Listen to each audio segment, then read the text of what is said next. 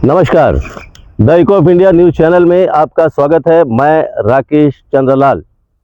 साथियों, इन दिनों अमेरिका द्वारा भारत पर जो रुख अपनाया गया है, वो उस रुख से हम सभी वाकिफ़ है कि किस प्रकार जो अमेरिकी राष्ट्रपति डोनाल्ड ट्रंप द्वारा भारत पर टैरिफ लगाया जा रहा है और इससे भारत पर क्या असर होगा, आज हम इस पर ही बात करेंगे।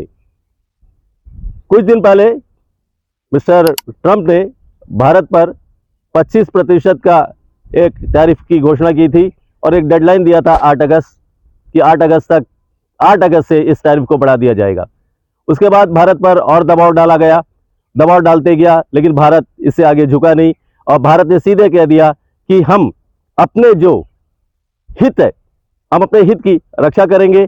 रूस से तेल खरीदना हम बंद नहीं करेंगे, क्योंकि जो भी तेल खरीद होती है वो तेल खरीद वैश्विक मार्केट के आधार पर होती है और इसी का हमारे विदेश मंत्री ने भी जिक्र किया था एक कार्यक्रम के दौरान और साफ लफ्जों में कहा था कि हम अपने अधिकारों का, अपने हितों का, अपने नागरिकों की रक्षा करेंगे।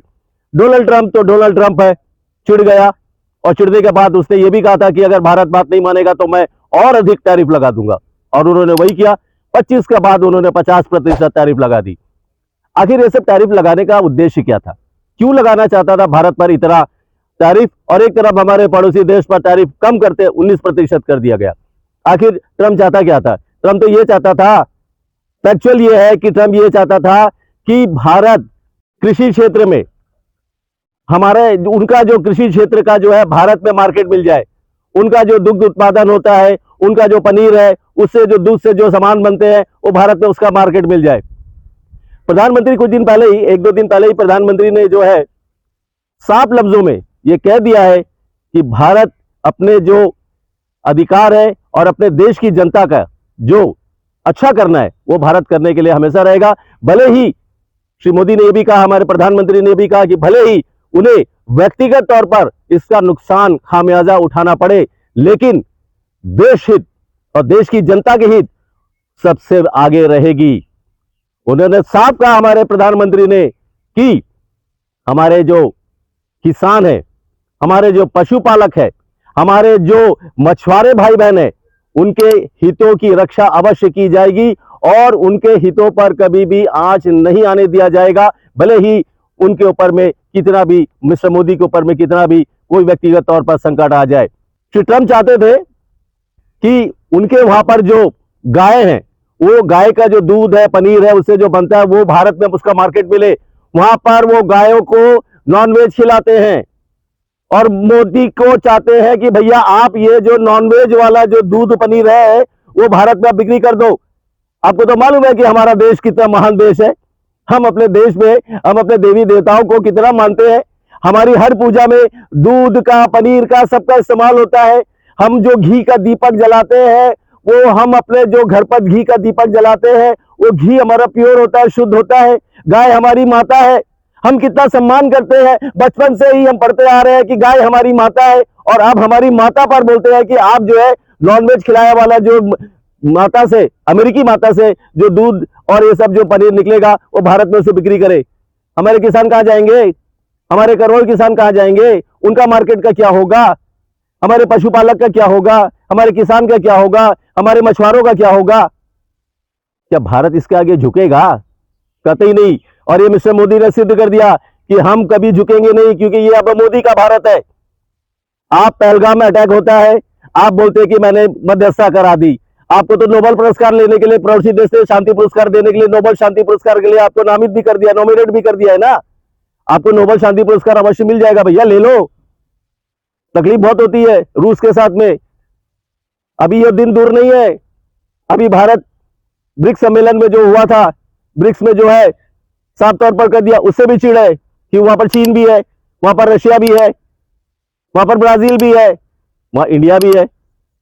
उससे भी चिढ़ है भाई साहब को कि ब्रिक्स के देशों के साथ में एक टाई अप हो रहा है। अब एक नया दृष्टिकोण, एक नया जो है समीकरण बन रहा है।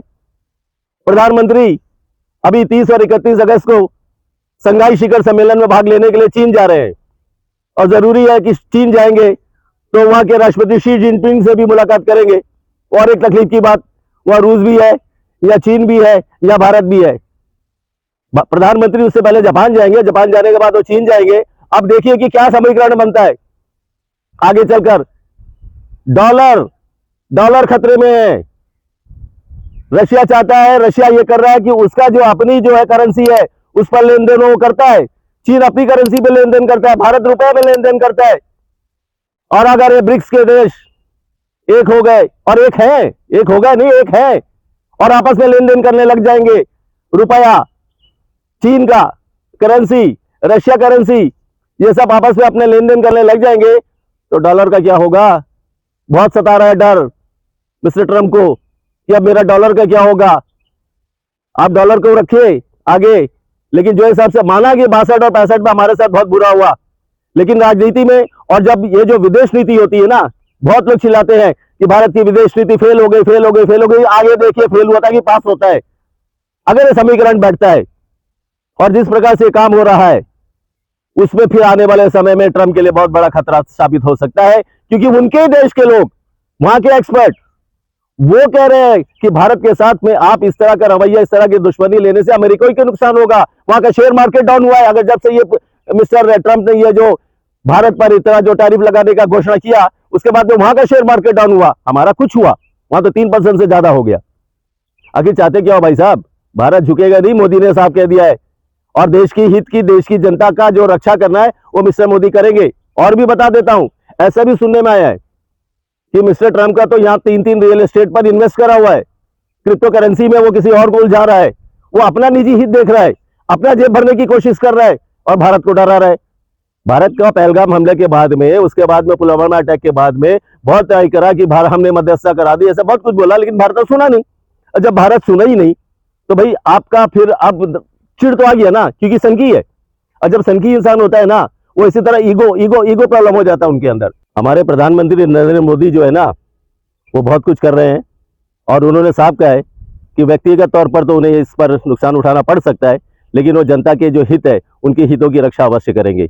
अब देखते हैं आगे वाले समय में क्या होता है, लेकिन इतना तो तय है कि भारत झुकेगा नहीं, जैसा मैंने भी कहा, और मोदी भी झुकेगा नहीं, क्योंकि हमारे जो 140 करोड़ जनता जो है ना, वो उनके साथ है। विपक्ष जो भी कहते रहे कहने दीजिए, आने वाले समय में हमें पता चलेगा कि हम क्या करने जा रहे हैं। लेकिन एक बात तो तय है कि ये मोदी का भारत है, ये मोदी है, और जब श्री नरेंद्र मोदी कुछ ठान लेते हैं अपने देश की जनता की हितों की रक्षा करने के लिए, तो वो कभी नहीं झुकेंगे। बहुत बहुत धन्यवाद, नमस्कार।